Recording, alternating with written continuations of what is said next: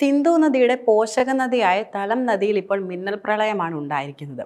ഇതിനെ തുടർന്നുകൊണ്ടാണ് പാക് അധീന കാശ്മീർ വെള്ളപ്പൊക്കം ഉണ്ടായിരിക്കുന്നത്. ഇന്ത്യ മുന്നറിയിപ്പില്ലാതെ തലം നദിക്ക് കുറുകെ ഉറിയിൽ നിർമ്മിച്ചിട്ടുള്ള അണക്കെട്ട് തുറന്നുവിട്ടത് മൂലമാണ് മിന്നൽ പ്രളയം ഉണ്ടായതെന്നാണ് പാകിസ്ഥാൻ ഉയർത്തുന്ന പ്രധാന ആരോപണം. എന്നാൽ പാക് അധീന കാശ്മീരിലെ വിവിധ പ്രദേശങ്ങളിൽ ഇതിനോടകം തന്നെ വെള്ളം കയറി കഴിഞ്ഞു. പാക് മാധ്യമങ്ങളെല്ലാം തന്നെ ഇക്കാര്യങ്ങൾ റിപ്പോർട്ടും ചെയ്യുകയുണ്ടായി. തലം നദിയിലെ വെള്ളം ഉയർന്ന സാഹചര്യത്തെ തുടർന്ന് പാകിസ്ഥാനിലെ മുസാഫറാബാദിൽ അടിയന്തരാവസ്ഥ പ്രഖ്യാപിച്ചിട്ടുണ്ട്.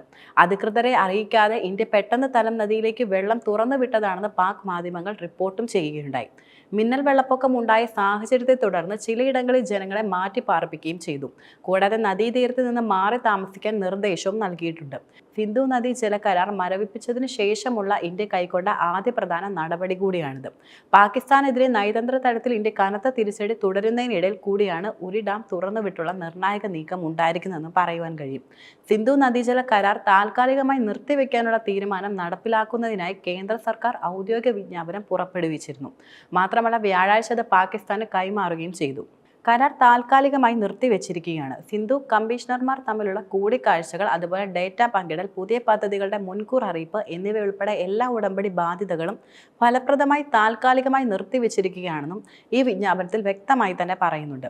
കരാർ ഇപ്പോൾ താൽക്കാലികമായി നിർത്തിവെച്ചിരിക്കുന്ന സാഹചര്യത്തിൽ കൂടി പാകിസ്ഥാന്റെ അനുമതിയോ കൂടിയാലോചനയോ ഇല്ലാതെ നദിയിൽ അണക്കെട്ടുകൾ നിർമ്മിക്കാൻ ഇന്ത്യക്ക് സ്വാതന്ത്ര്യവും നിലനിൽക്കുന്നുണ്ട്. സിന്ധു നദീജല കരാർ താൽക്കാലികമായി നിർത്തിവെക്കാനുള്ള ഇന്ത്യയുടെ തീരുമാനം പാകിസ്ഥാൻ വ്യാഴാഴ്ച നിരസിക്കുന്ന നടപടിയായിരുന്നു കൈക്കൊണ്ടിരുന്നതും. കരാർ അനുസരിച്ച് പറയുന്നത് പാകിസ്ഥാനിലേക്കുള്ള ജലപ്രവാഹം തടയാനുള്ള ഏതൊരു നീക്കവും യുദ്ധപ്രവൃത്തിയായി കാണപ്പെടുമെന്നാണ്. സിന്ധു നദീജല കരാർ ഇന്ത്യ താൽക്കാലികമായി നിർത്തിവെച്ചത് യഥാർത്ഥത്തിൽ പാകിസ്ഥാന്റെ കാർഷിക സമ്പദ് വ്യവസ്ഥയെ ഗുരുതരമായി തന്നെ ബാധിക്കും.